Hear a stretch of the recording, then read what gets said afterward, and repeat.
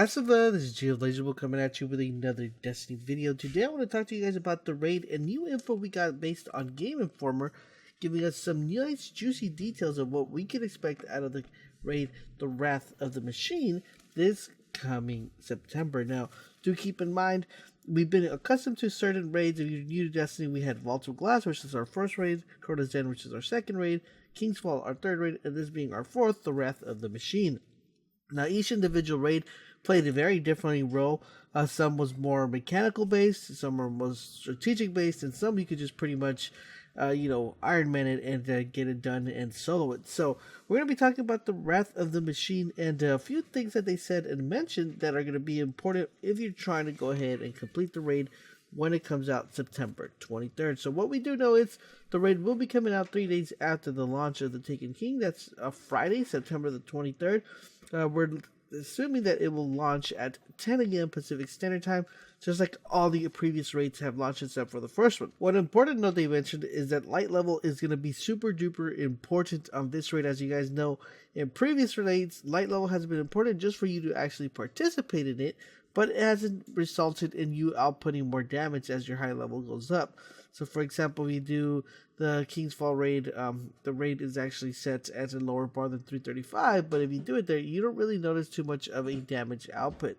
Now this raid in particular is going to be highly focused on light level, and light level is going to be playing a crucial part on this one. So if you're trying to attempt to actually get this done, it's going to be your number one priority to actually reach the highest light level as possible.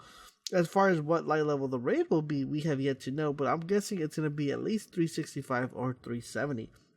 Next thing you want to know is, if you guys ever played King's Fall, you'll notice that the raid is mostly predominant on knowing what to do and having to know the mechanics of the raid. This is going to be more focused, like I said, on light level, and hopefully will make players feel it more enjoyable. Another thing they did touch about was talking about why matchmaking is now part of the raid. They said that matchmaking is hard to actually make matchmaking during part of the raid, because usually if you do strikes, which they currently have matchmaking, you don't really have to use a mic, or you don't really have to talk, or you don't have to communicate, and that makes them make the strikes not that difficult. But the raids, they actually try to make them as difficult as possible, and it requires a lot of teamwork, and matchmaking wouldn't work this if some people don't have mics, or if some people are not communicating as well, or you're not used to the way they play.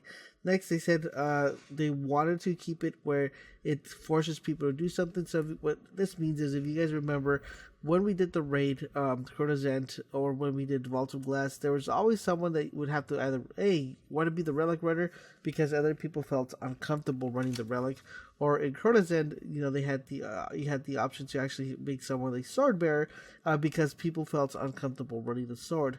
And we saw something in King's Fall that we hadn't seen in previous raids, which actually made players be part of the complete raid. For example, the relic runner during the daughter stage, they actually force you to run the relic even though you don't feel comfortable doing so.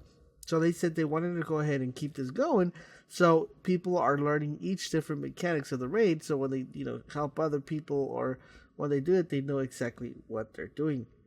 Now, they also touched about if there was going to be an exotic like TOM, which is the Touch of Malice.